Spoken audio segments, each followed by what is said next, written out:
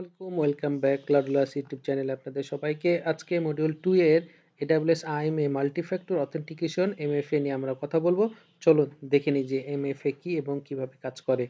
So MFA হচ্ছে যে multi factor authentication MFA is a security feature in AWS Identity and Access Management IAM that adds an extra layer of protection to user accounts by requiring user to present two or more form of authentication. MFA is a critical security best practice that help prevent unauthorized access to AWS resources, even if a user password is compromised.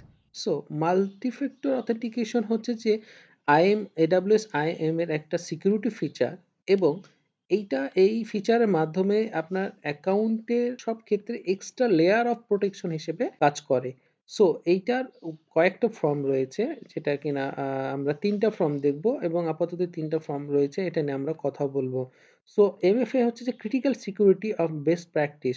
এই কারণে বলা হচ্ছে যে MFA এর মাধ্যমে আপনার যদি authenticate করা থাকে সেই ক্ষেত্রে আপনার ইউজার বা অ্যাকাউন্ট আপনার AWS রিসোর্স কেউ এইটাতে কোনো অ্যাক্সেস নিতে পারবে না আপনি ছাড়া। আপনার পাসওয়ার্ড যদি আপনি শেয়ার করে ফেলেন কাউকে বা আপনার পাসওয়ার্ডকে হ্যাক করে ফেলে বা আপনার পাসওয়ার্ড কোনো না কোনোভাবে আপনি কম্প্রোমাইজ করে থাকেন, সেক্ষেত্রেও মাল্টি-ফ্যাক্টর অথেন্টিকেশন অথরাইজ করা থাকে।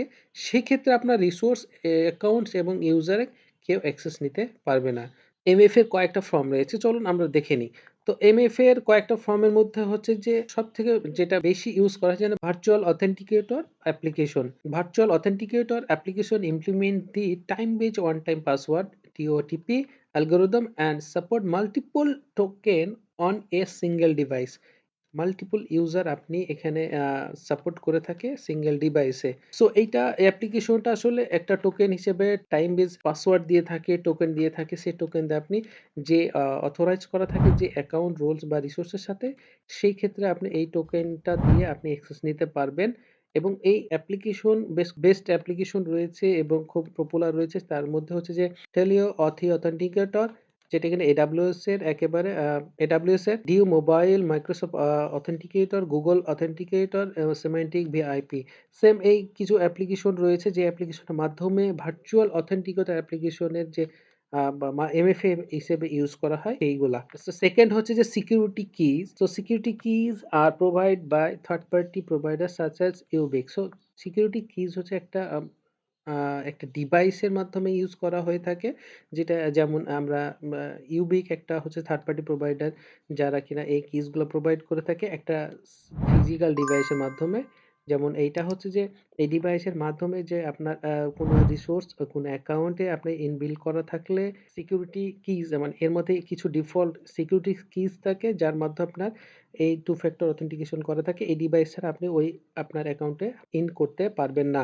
তো থার্ড হচ্ছে যে হার্ডওয়্যার TOTP টোকেন, যে hardware tokens also support the TOTP algorithm and are provided by THLS, a third party provider. These tokens are for use exclusively with AWS account. So এক্ষেত্রে hardware যে TOTP যে tokens এর রয়েছে এটাও একটা third party provider যেমন THLS রয়েছে।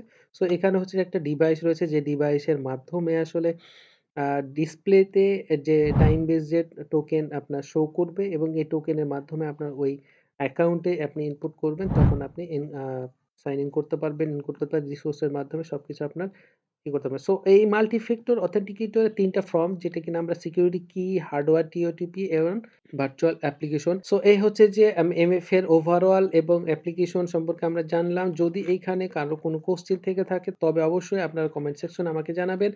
ততক্ষণ পর্যন্ত ভালো থাকেন। আল্লাহ হাফেজ। Take care. আসসালামু আলাইকুম।